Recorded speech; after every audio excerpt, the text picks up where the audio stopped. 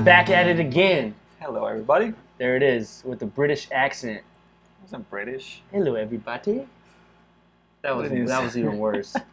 Yeah, I'm Yes. not very good at the British accent. I know, like, that's the accent you use when you want to sound proper, or you want to sound like, you know, a little bit more. But anyways, we're going to stop it with the accents. And today, we've had this before, but it was just the quickest thing I can grab. Hazy little thing, IPA. Like I'm Sierra telling Nevada. you, I know I talked about it last week. I love when they bring out like those cool little names associated with some sort of pop culture kind of thing.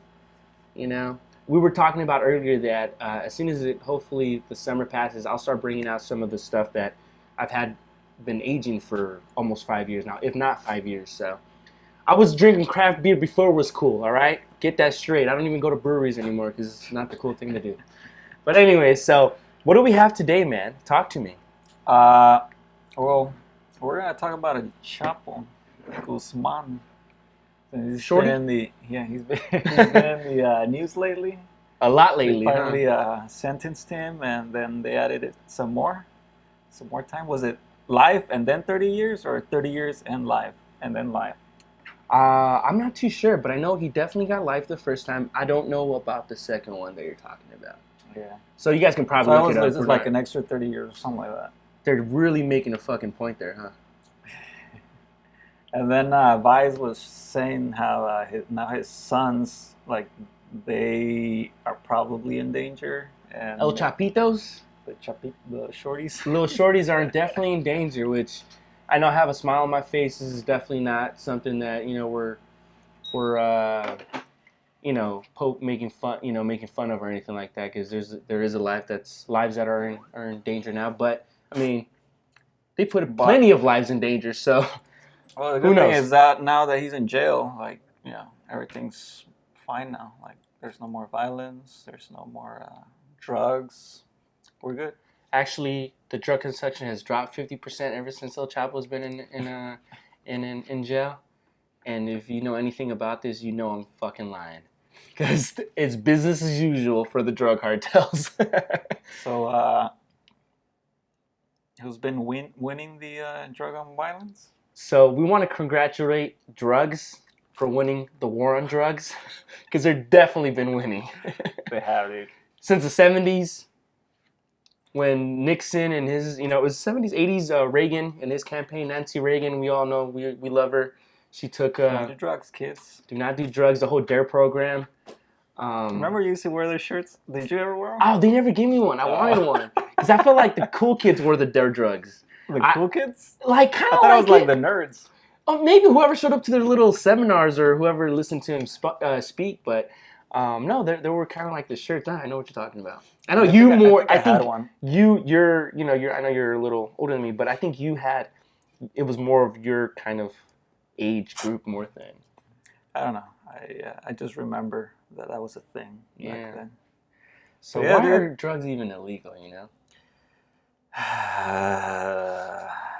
There shouldn't be drugs on the street anymore, right? El Chapo's gone, right? Like, what's going on?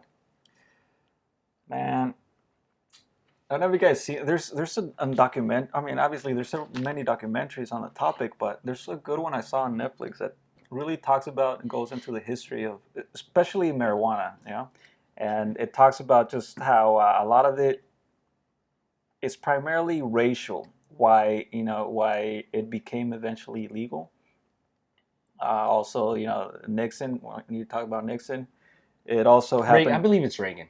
No, Nixon is the one that, like, during his administration, definitely Reagan later on, okay. they really pushed it. You know, that's why we see him on Narcos, you know, like the Narcos series. Yeah. We see him a lot, but Nixon was the one, like, during the civil rights movement, he was really trying to push it because he wanted to crack down on the civil rights movement, like all those folks. So, you know, obviously they were doing stuff too, and back in the 60s, you know, psychedelics was a big thing too. Which I definitely don't understand why that one's illegal, but... That, you know, we'll do an episode on that, just because that in itself is a completely different animal. That in itself deserves the respect of a full episode on its own. But yeah, like you were saying, you know, carry on. Sorry I interrupted. No, but yeah, dude, I mean, like, George Washington grew hemp. We already know that, right? That was his crop. That was one of the crops he grew. Hemp. Right. Hemp. It was also on the $10 bill at some point. I think it was like 1900s. Yeah. You see hemp like fields on the $10 bill, like on the back of the $10 bill. You know, so clearly there was a point where hemp was fine. Like it was actually promoted. I think the British also encouraged it because it allowed like going back. It was sent back. Like you were saying, many on those ships going back and forth from, from Europe to the United States. A lot of those ropes they used to hanker were actually hemp. Really? Yeah. Yeah, they were. I mean, I don't know too many details, but yeah, I remember hearing something like that. But yeah, dude. I mean, again, going back, you slowly start to see where things start to turn, and then things start to all this propaganda against it starts to come in. So you're wearing the shirt. Yeah, propaganda. And by the way, in case anybody is wondering, yes, my shirt does say. Cocaine is totally different than steroids. It is. Well, of course. So don't get it twisted. Speaking of cocaine, Colombia, I just heard recently, Colombia, which this is an amazing production of cocaine in Colombia has actually been increasing recently. You know, you would imagine, and after the dismantling of the cartels right, or whatever, like it would slow down, but it actually has been increasing, and that's a recent thing. I've heard it. I think I heard it like a couple weeks ago, a month ago, maybe. But yeah, it's this whole war on drugs is a bunch of bullshit. Absolutely. Yes, we know. It's a bunch of propaganda. It's a bunch of just nonsense. I know, like you mentioned, how it kind of is tied to racial stuff.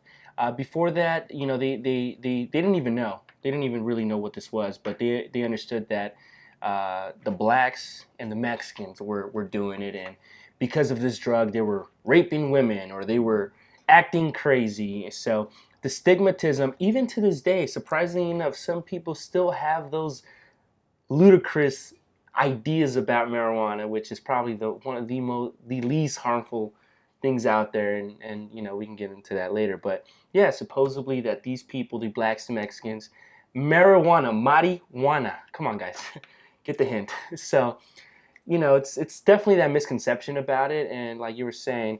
But a lot of this, again, this misconception is due to the propaganda from the government primarily, and other people like Hearst. We all know about the Hearst Castle up in California. And everyone's, if you've ever been to Disneyland, shame on you. And if you've ever been to Disneyland and be like, oh my God, that's the Hearst Castle, you have, shame on you. And I have, so shame on me. Yeah, exactly. So everybody's ever gone, and you guys have taken Soaring Over California, what that was before. The Hearst Castle. Oh my God, you see all the little girls, the Hearst Castle. And you see all your girlfriends and mothers and stuff, the Hearst Castle. Like, it's such a royalty thing. Wake up, guys. Hearst was a piece of shit. So, and that's me politely putting it. So definitely. The Citizen Kane, the movie Citizen Kane? It's supposed to be one of the top films of all time. Right, I forget by whom, but anyway, it was loosely based on Hearst, and I think he even tried to prevent it from even coming out. Yeah. Wow. Obviously, he didn't work. Yeah. So definitely, so like you were saying, Hearst, and who are other people there? So Hearst, yeah, he was a businessman, whatever. But the thing is, he had a cotton. Cotton, yeah, he was in the cotton industry, a paper industry, I think too, in the paper mill industry. So hemp was used as an alternative for paper, and I guess cotton materials too, like certain cotton products. But yeah, like it was going to affect them financially. So he started promoting all this propaganda against the hemp. Eventually it passed, along with it wasn't just him, obviously. It was like several other entities, but he was one of the ones that stands out. Then there was that other dude, Esslinger. He worked for the government. He also, I think, he worked for the a drug department in the government. And the thing too, like they were potentially going to shut down his department. So again, he started promoting the fact that marijuana was the devil. So again, all of this stuff, when you really go back and look into it, it has nothing to do with what people, or the perception of all these drugs. all this propaganda that has arisen due to racism, due to money, due to greed, whatever it is, but not like the facts. Because the thing else is also that scientists at the time, back in the 50s, 40s, I forget what decade, but back in the time, they were actually showing that marijuana had benefits. But then they even made it illegal to do research on the damn drug. Just as like psychedelics, same thing. They made it illegal to do research. Scientists, like, you can't even do research on those drugs. Again, it all has to do with money. This is a lot of Western ideology on this kind of stuff, and I hope maybe in the future we'll get into kind of like different societies and how they see drugs. But getting back to this, I know kind of in the 50s and 60s. Now we're talking about even the Prohibition period time. I know, Al Capone. Al Capone was notoriously known as. But what was he doing? He was really just selling alcohol. Next to tobacco, I know that alcohol is the most deadliest drug, right? Well, there's a lot of, it does a lot of harm. It does very much a lot of harm. And now I know there's research that it shows that that's why we're drinking it. That's why we're drinking it. But younger and younger people are actually coming with early symptoms of cirrhosis. So, that's a disease of the liver due to excess of alcohol. So now, like Al Capone and stuff like that, the gangsters and the mugsters, when Prohibition was, they were doing great, and they actually didn't even put them in jail for, selling drugs. They put them in jail for tax evasion. Right. Which is kind of like what, they can't find a direct. They're going to get them for something. Find something else. But the thing is that if you made something illegal, there's always going to be some underground, crazy. Like, if you made teddy bears illegal, dude. There's a black market. There's going to be a lord of teddy bears out there, like, killing all kinds of people just to get teddy bears to little kids. If there's a black market for human organs, I'm more than convinced there's probably a black market for there is. Then there's more than likely that there's probably a black market for anything that's been illegal. So keep an eye on that, guys. So yeah, I mean, like, just a whole. The thing that I have an issue is with just people I know. That sometimes I'm trying to like just talk about that sort of the topic, and they also have that stigma that they continue to repeat over and over without really analyzing the facts, without really analyzing or understanding what's behind it. So what's behind it is the racist government, the racist and greedy businessmen who are and again it. So this is legislate. Well, I don't know why I'm stumbling, but come on, it's not our first beer. No, it's not our first legislative beer, it's legislation that has been around for decades, and we haven't even questioned it. Right. So stuff that was implemented so far back that we haven't even questioned it now. It's just kind of like, it is what it is. But I think it's the fact that it's been so long that people just continue to repeat that stigma. Like I mentioned earlier, people have, especially with marijuana, people have these outlook on it, like, oh, it's gonna make you this or it's gonna make you that. So it'll make you rape women. Yeah, make you white women. Oh my God, specifically white women. Okay, what did Mr. Pompeo say? He said something. Any socially acceptable person does not smoke marijuana or some bullshit like that. I think it was Sessions. You're right. That piece of shit. Yeah. Sessions. So he is a public guy, so I can critique him like this, and I can call him whatever I want as long as I'm not threatening him. So don't come after me. But he is a piece of shit. Attorney General Trump's administration, but correct. Trump fired him. Good recently for something else. Yes, but anyways, but yeah, think about it. There's people that still have that stigma of something that they don't even know of. So, but going with drugs, I know you had a point, and your point was pretty much with. I think we should legalize all these drugs. I was gonna let you say that. I wanted to. Along with prostitution, because prostitution, same thing, falls in the same kind of idea for different reasons. But I also agree. I mean, this is the thing. I kind of believe this for many years already. because that's sort of like the libertarian of me, kind of like that believes that if you're gonna, you can do whatever the hell you want to your body as long as you're not hurting anyone else. Yeah.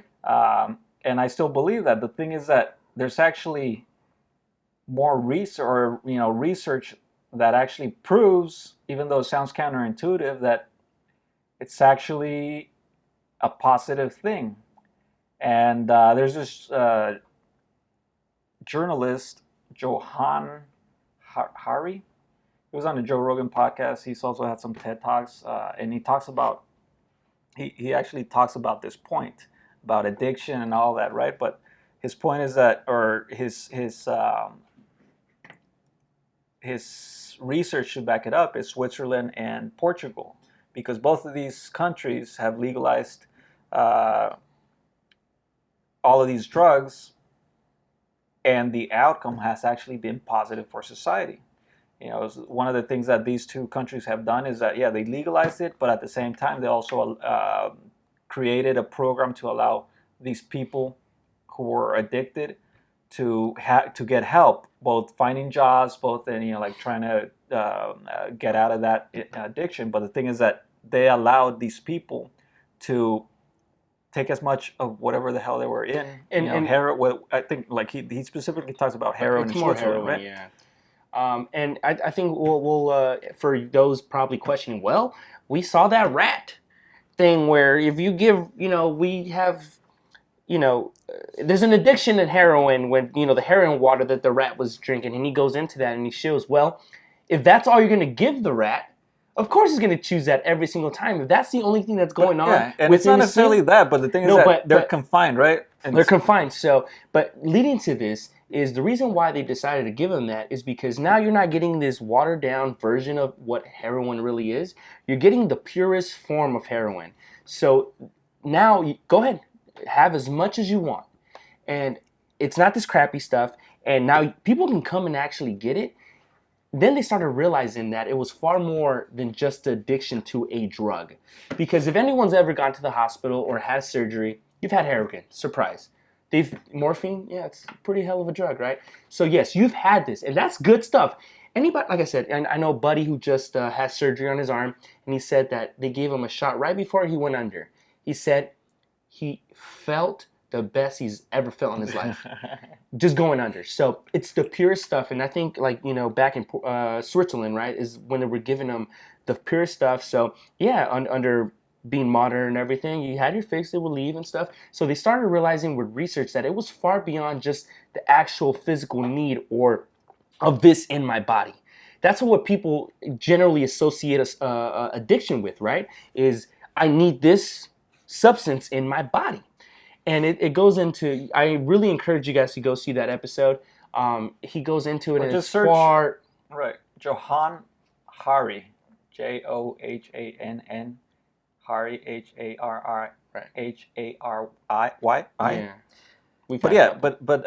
Yeah. And in addition to that, he talks about that, and he also mentions how it's what people need, or why people actually fall into that, is because they're lacking like certain connections with other people, and you can actually kind of tell, because like when you have a long week, you've been working all week, you're stressed out because your boss was bitching at you or whatever, like you really crave a beer like at the end of the day, because you're like, I just need a beer to relax. I just need to get out, just escape, forget about it. So yeah, it's an escape. So in that sense, it makes complete sense what he's talking about, because a lot of these people who fall into this addiction is because they're lacking something, because the world's almost against them, or at least they feel like that, and you need to find an escape. And some of these addicts, that's what their escape is, right?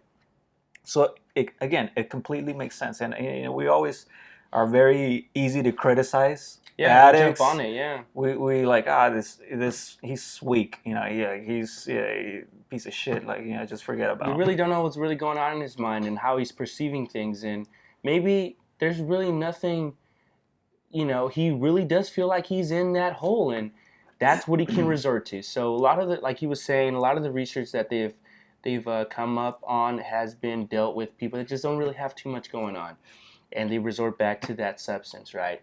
Actually, I don't know the percentage, but a large percentage of the people that have actually quote unquote checked themselves in or have seek those programs given, I don't know if they were funded by the government or again, look it up. um, a majority of those people have definitely stopped using drugs. In these countries, Yeah. I think he says like 50% or up to I don't 50%. know. I don't want to say anything, but check it out. But I know it's a pretty surprising number. You're like, what the fuck, really? But again, So, it's counterintuitive. It almost sounds counterintuitive to legalize all this shit.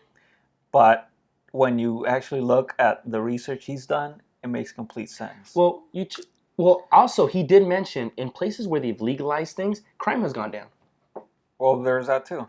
And I mean, he does talk about how, like, some of these funds that were dedicated to crime busting and all that, if once you legalize it, yeah, definitely focus those funds on trying to help these addicts. And yeah, definitely for sure, it definitely helps.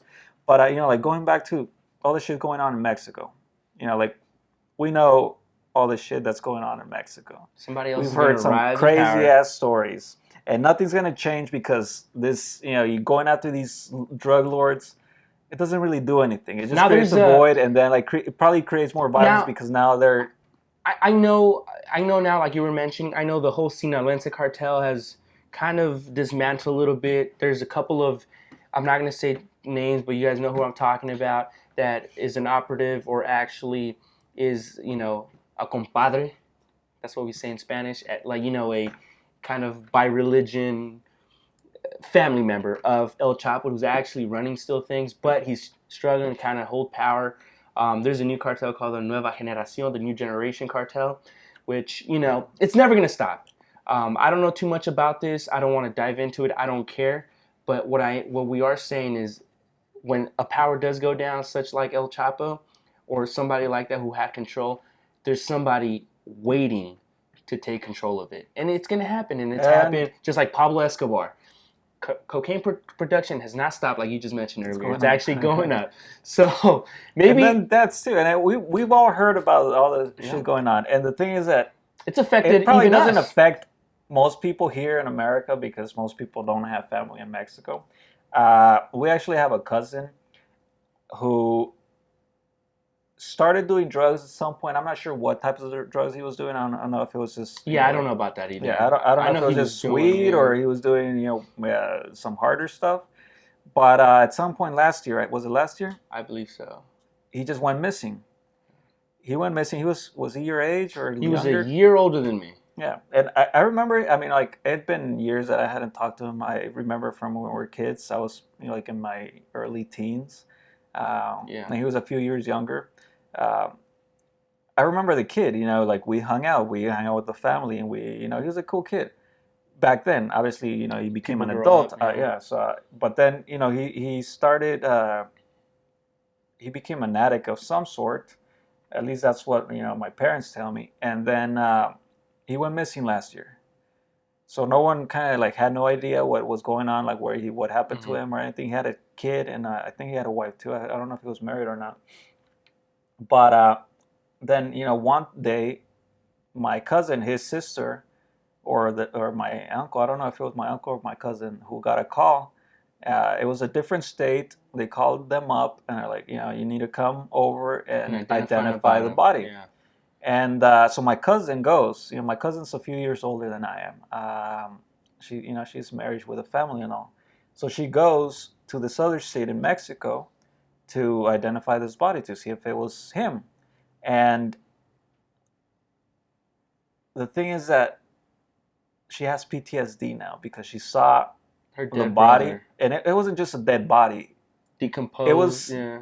I don't know if I think he was decapitated, but he was like Jeez. somehow, like what you would expect from a Wow. cartel would do, right? And again, I don't know all the details, but I again, don't even know that. Yeah. she has PTSD now. She's like struggling to just have a normal life, going back just because of what she saw. So it had to be like some horrifying, image that still haunts her. Her brother, right? Her brother, her little brother, he was the youngest one in the family. Yeah. So it's definitely crazy, dude, to kind of like imagine that, And this guy, he wasn't. I don't really know. I can't say what he was doing. But he was a user for sure. I don't know to what extent he was, dealing drugs, but for sure, man, like he. Yeah, I mean that's what happened. So it's definitely it finally kind of hit our family. Again, I didn't know the guy, so I'm not gonna like pretend here, like we're but that close. But it's still kind of painful to see like other family members suffer because like my cousin, I did see her a few years back when she came over here and visit.